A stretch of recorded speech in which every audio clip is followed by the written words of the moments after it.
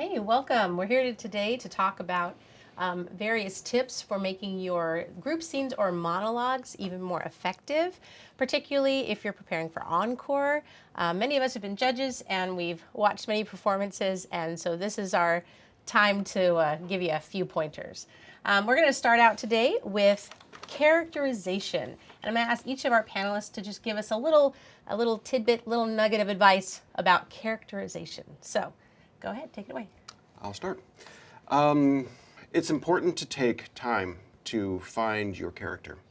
So much of who your character is informs your choices as an actor, what you do, how you move, how you speak, your entrances, your exits.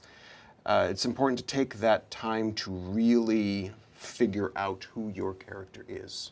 Truth. I think, especially if we're doing a biblical script, it would be very, very helpful if you take the time to read the story that your character is from, so that you can get some insight there. Because our biblical characters were flawed. You know, they were not perfect, and we try to a lot of times portray them in this beautiful white light, and they're just you and me. Yeah, and on top of figuring out who your character is, once you've figured out who they are, just drawing upon your own experiences to fill out that character. Because even if you've never been through what your character has been through, you know how it feels to be, the things that they feel, confused or sad or angry or happy, in a good mood, in a bad mood. And so you can draw on those to fill out what the character is doing, even if you haven't necessarily experienced exactly what that character has. Right. That's a great point. And so there's character analysis and characterization, but it all starts with the script you have, right? Absolutely. So then the question is, what do we do with our scripts to help us pull out those characters? Notes. It's okay to write on your script. That's what it's there for. Notes about your character, notes about your blocking. When to pause, how long to pause, words to emphasize, things like that. And it's okay to use a pencil, so you can erase and make changes. Don't write in pen. It's not the New York Times crossword. Annotation of your script can be really valuable. Yes. The more you go back and look at it, oh yes, I have to do that there, and I should be doing that there. It's a great way to remember what you want to show and what you want to do when you're in front of an audience. The last time we were together, one of the things Joy had us do was to go through and give our sections, break up the script, and title each section. And it was a good exercise in and of itself, but it also kind of, for me, I know it helped to kind of ground me in what the purpose of that section was. So if you have a long enough script, that's a great opportunity to do that. So in some ways we're developing, like any good fiction writing, there's always an arc of a story, Yes. right? There's a beginning, and then there's like a middle and a more intense parts, and there's these waves of the story. And to understand those will really help you understand not only your character, but give you those parts of the script. Did you want to add something, David? Just if there is something you don't understand, ask the question. Yeah, that's true. I've done a few like Shakespeare plays, and I cannot tell you how many times I had to run to a dictionary. You have to be able to understand what the script says if you want to get the most out of it.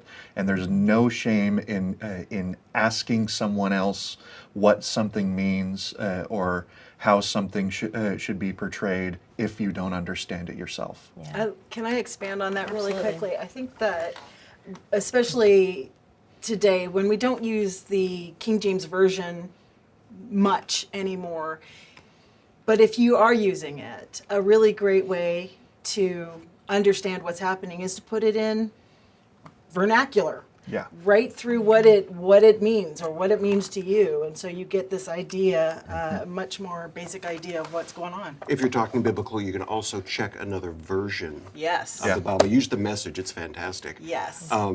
Very modern English. Yeah. And get an idea of what exactly King James was trying to get us to understand Right. 400 years ago or whatever it was. Right. So ultimately, when it comes to our scripts, we need to really understand what the message we're trying to get across is, Absolutely. in whatever way that works for us. Yeah. Yes. Yeah. Awesome. So you were talking So- about how when you took a script, we actually found those sections, those story arc, and why would we do that? What were we trying to pull out? You're trying to figure out what your character wants from that particular section of the story. Within each section, there is also a little arc, and it might not be, monstrous and ginormous, but it continues through the script. So, and what our character wants may change from section to section, but if we know what we're trying to get, that's the direction we want to go. Excellent. So once we've found that character and we've analyzed the script, there becomes, there's definitely an art to this, but there becomes a technical aspect in order to get our message across to the audience. And that has to do with our voice and how we use it. And as adjudicators, we've noticed one of the things that occurs the most often is the rate of our speech, and that we need to we all need to slow down, like take those moments. So if you could all give us a quick note about how, like some techniques that you've used to, bring it down, slow it down a little bit, that'd be great. Who wants to go first? I'll go first. So theater exercises are one of the best ways to get your group to understand what you're trying to work on at any particular moment in time. Because our adrenaline gets going, and when we're in front of an audience, we do tend to speak a lot faster. So there are a couple of things you can do. One is simply breathe. Take a breath. You can enunciate. There is a game that is out there. I don't know exactly what it's called. We just call it remote. And it's where we take a scene and we say, somebody holds the remote and we go fast forward and everybody goes as quickly as they can. We go slow down and everyone goes as slowly as they can. And it's not just with our voice, it's with our movements and the way we look at somebody. And if we're going to hit somebody and their reaction. So everybody has to be invested in this exercise. And that's going to grow that awareness of our speed. Absolutely And that it we're will. doing it with intentionality, not just by accident. Absolutely. And it's good to practice sometimes a little slower than even you intend to do. Yes. Because then when you do get that adrenaline kick, it still feels normal. Right. And what would you add to that? To me, the best thing that always helps me is to over enunciate everything that I'm doing, because even if I do it as fast as I can, it's still going to be significantly slower than if I'm trying to get through the script real fast. So at least in practice, go through your script a few times and over enunciate everything, and it's going to sound a little weird, but it's going to help you with your pacing. Yes. It does. And if you think about articulation, then that when we're speaking in public and we're reading scripture in church, or we're actually performing a monologue, that articulation is not only going to help slow you down, but it will also give you, have your words make sense to people, get away from the mumble mouth. Can someone speak to a way for us to really think about articulation and how we could get better at it? So one of the things I've used in the past as a warm up is was the 23rd Psalm. The Lord is my shepherd; I shall not want. And I will even practice that. Open my mouth widely on purpose while I'm presenting it The Lord is my shepherd. A good way to practice that is to put a chopstick or a pen. The Lord is my shepherd. I shall not want. And it forces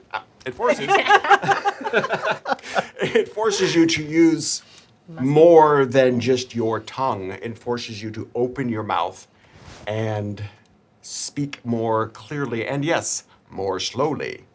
So that idea of using the articulation as both a way to learn your pacing, but also having those exercises so that you're more aware of your mouth movements and are opening your mouth are really important. And along with that comes like certain spaces in scripts and in acting, pauses are important for multiple reasons. Can someone speak to why we would have intentional pauses in scripts and acting? One example that I use, we had a dog named Abby, and Abby had anxiety whenever we would leave. And occasionally we would come home and we would be, Abby, come here. And Abby would come pouncing up with her little floppy ears and get her little head scratched. But from time to time, we would walk in the door and it was, Abby, come here. And at that point, Abby would go into her little timeout spot. And same exact words, but intonation is very, very different. Our pauses have the same effect. If we can pause in the middle of a sentence at a certain point, it allows us as the character to give intentionality to that, what we just said, and it allows our audience a moment to catch up mentally to what we're saying. See the character thinking maybe sometimes. Yeah. I just reached a conclusion. Oh. I should have done that. I shouldn't have done that. Yes. Just be careful not to go full Shatner, because that doesn't sound right. That's true. Pause in the right places. Yes. Please. Please. Do you want to add to that statement? Yeah, just silence is a very powerful tool in acting as long as you use it right. Yes. So yeah, don't go full Shatner. Yeah. And then also, it's good to play around with the length of a pause, you know, because sometimes you want it to be just a small beat, but then other times it means a lot to let that pause draw out a little bit. And that's one of the other reasons why it's important not to just analyze your acting yourself, but then also have other people watch you do it so that they can help you find the right balance in the length of a pause. Yeah. So you don't. So the audience doesn't start clapping because they think you're done. Yeah. And sometimes just because you stop talking doesn't mean you stop acting. Yeah. Right. Right. that's Especially true. if your character is contemplating something. You still have to show that. Yeah. It still has to be out there that, I shouldn't have, you know. Yeah. You can find words to think of what your character is thinking while you're paused. Right. And if you run that through your head while you're doing the pause, the audience can perceive that sometimes. Oh, they're struggling, they're fighting, they want to do this, but they have to do this. If you can find a way to show that to your audience, it can be very powerful. Yeah, Indeed. I agree. And as part of that, you were mentioning our intonation and how we say something, really makes a difference. So would we talk more about intonation and how that matters? The difference between kind of a single monotone versus the rising and falling. Does anyone want to address that a little bit? Sometimes when you have a sentence and you don't know what your character is trying to do, or you don't know what your character is trying to say, or what the motivation is for that particular sentence, because we come across those sometimes. A really good exercise is to take that sentence and to give one word in it a little bit more emphasis. That's a great example, choosing a single word from the sentence. The 23rd Psalm. The Lord is my shepherd. The Lord is my shepherd. The Lord is my shepherd. Yes. The Lord is my shepherd. All different meanings. Yep. Completely different meanings. Yeah. It all matters where you put the emphasis. Yeah, and that's part of that intonation. Another really important thing, I'll just touch on it quickly, is the idea of projection. Yeah. Right, that within the same, we can decide whether we're going to use a louder voice so that it carries the room, or whether we're going to just speak to somebody else. I think of it as a talking bubble, an imaginary talking bubble. And as a teacher, I explain this to kids. Your talking bubble can be just big enough to reach the ear of the person next to you, or it can be big enough to fill the whole space. And our talking bubbles, when we act, really need to fill the space. And there's lots of ways to do that. We can play games where you pretend to toss a ball back and forth, and each time you get farther and your ball is your voice. And so that's something to really be aware of. If they can't hear you, then they won't get the idea, no right? point in you being There's on no stage. point, right?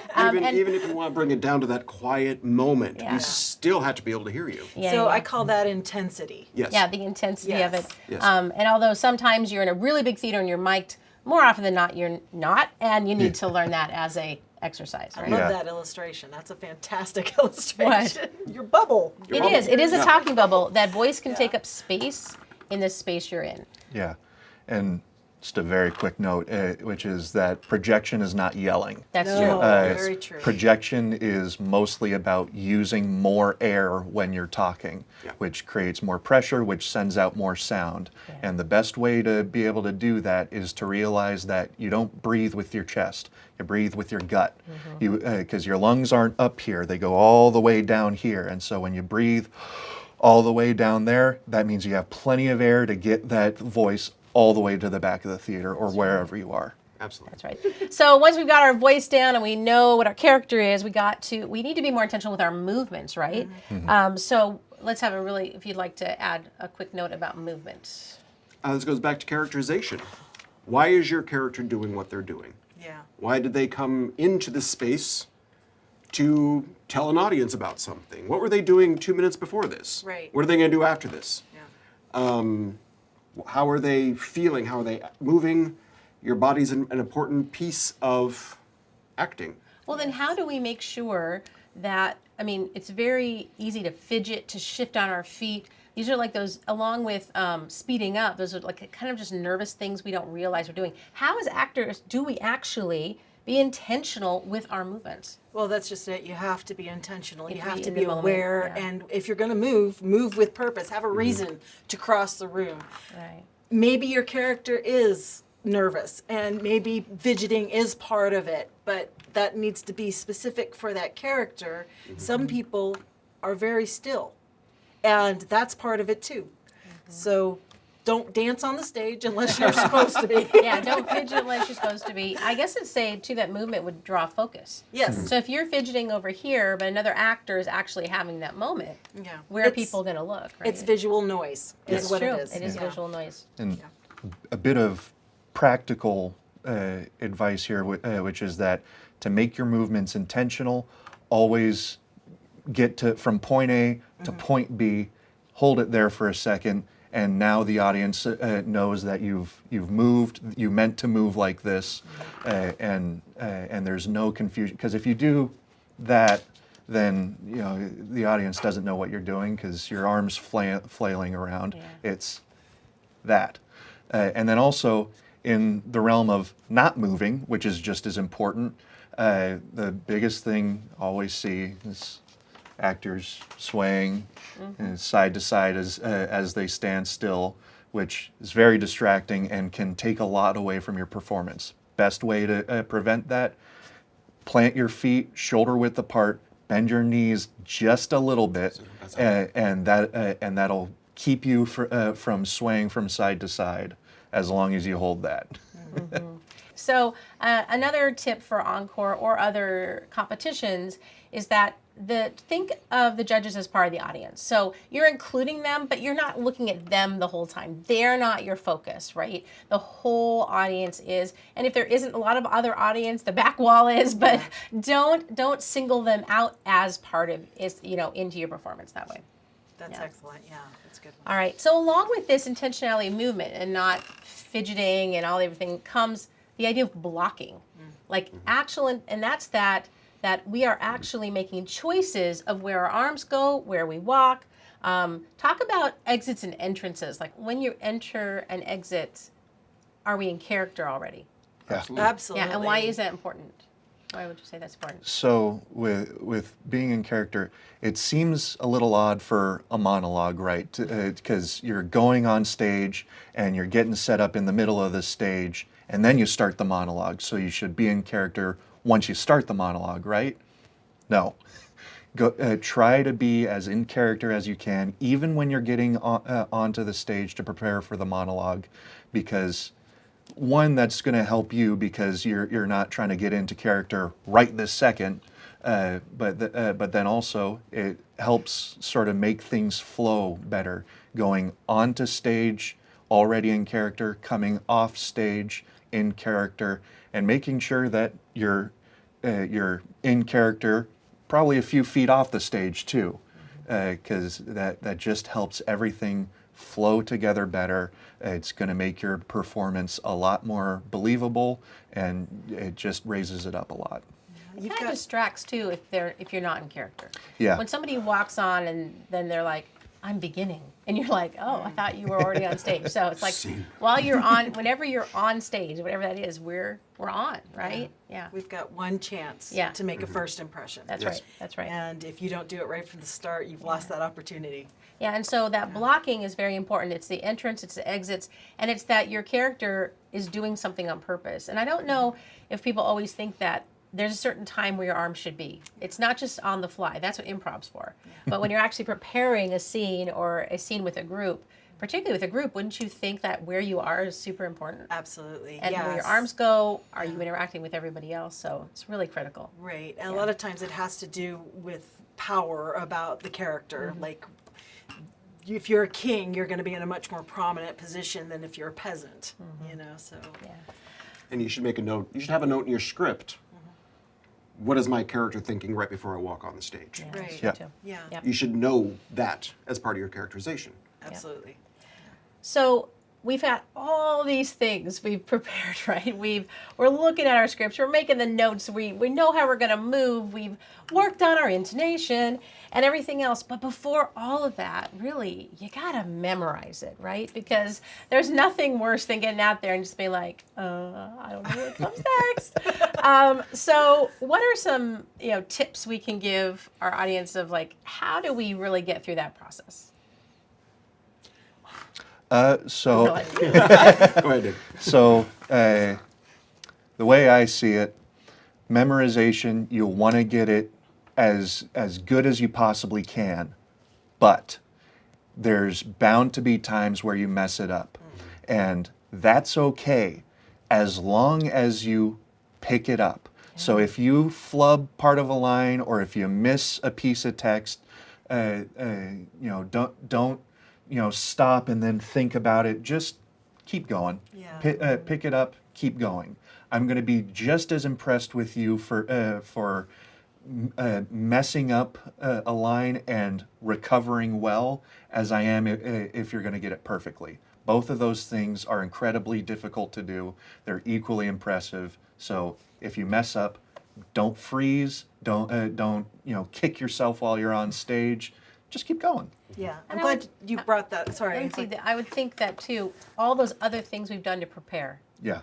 if we really know where we're going, it would seem like we could keep going. Yeah. You know what I mean? If all those other things are in place. Even if the nerves get to you and you forget that one little ending and you don't know the next one, Exactly. we should know where we're going. And in a scene, I've noticed that too, is that as long as we know where we're going, even if somebody else maybe misses, you can still pick it up. Yeah. Yeah.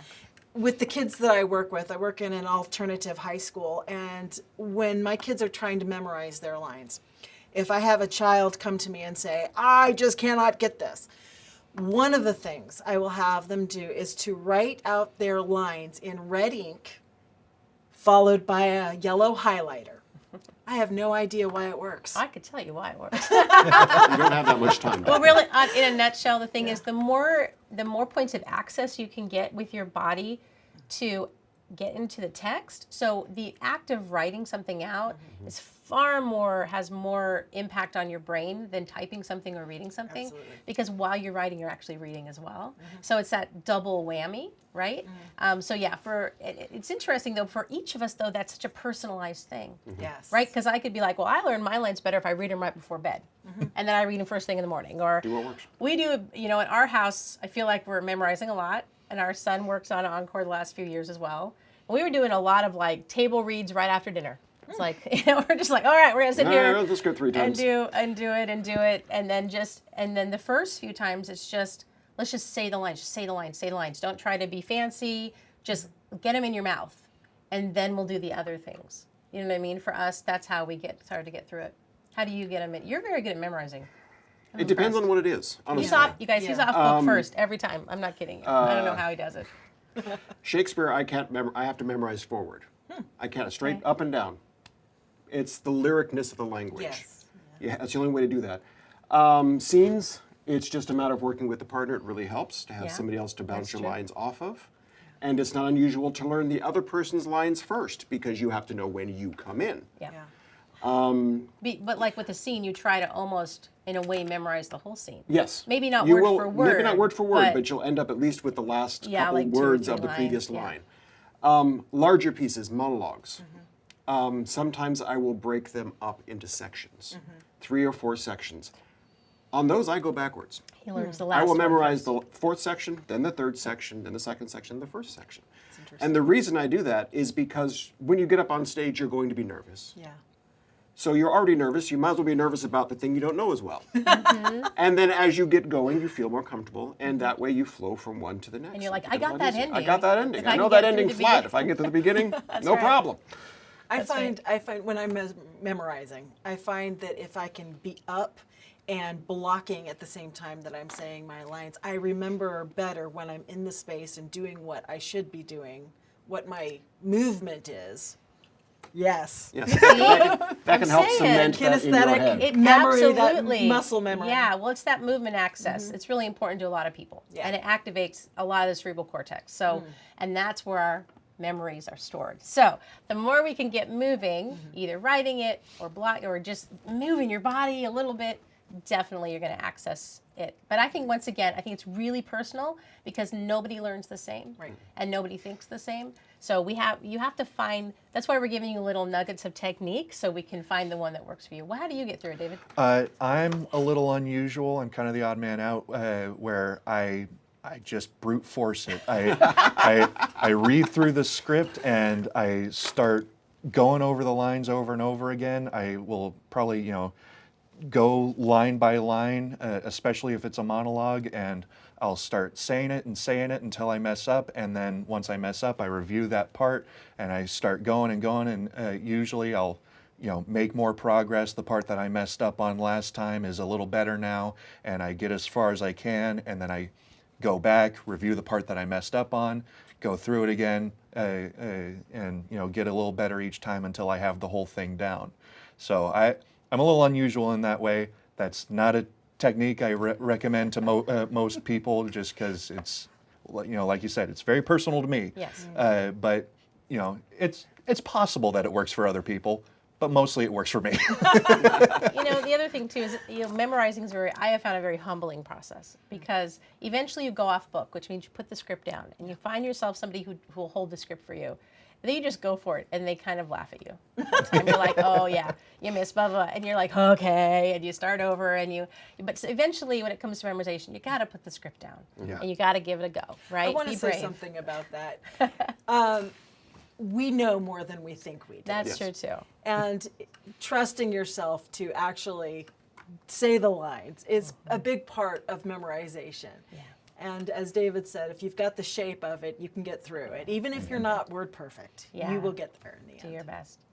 We just have one more thing I just want to touch on before we are finished for a day, and this one to me is one of these things that's a little less technique and a little more feels, which is the idea of this believability. It's almost like the cherry on top of all this work we're doing is how do you become this authentic self when you're acting? But that's really what separates those great actors, the ones who, everybody knows, from those that don't. So how do we do that? How do we take all of these things, this big like stew of preparation and thought and all this technical aspects, and create this character where they don't see you for a minute and they see this other thing? I think David actually touched on this a little bit earlier. We might not have experienced exactly what our character has experienced, but we know what fear is. We know what anxiety is. We know what it is to question or to doubt, to lose our faith from time to time. We have experienced those moments in our own selves, and so we are able to imbue that into the life of our character. It's helpful, especially if you're doing like repetitive tasks, because if you're able to go through the script and have an understanding of it in your mind while you're doing other things, then it's going to be very visible when you're doing it on the stage. Because if you're able to understand it, while you have other things at hand, then when it's the only thing at hand, it brings out all the flavor. All those nuances that Mint chocolate go chip. with it. Okay. All right. Well, thanks, guys. It was fun to talk to you. I hope that we gave y'all some tips and tricks, and you can take these back, particularly if you don't, maybe are working on your own. We're really, really excited to share with you, and hope that we were helpful. All right. And we'll see you at Encore. Until next time. Encore.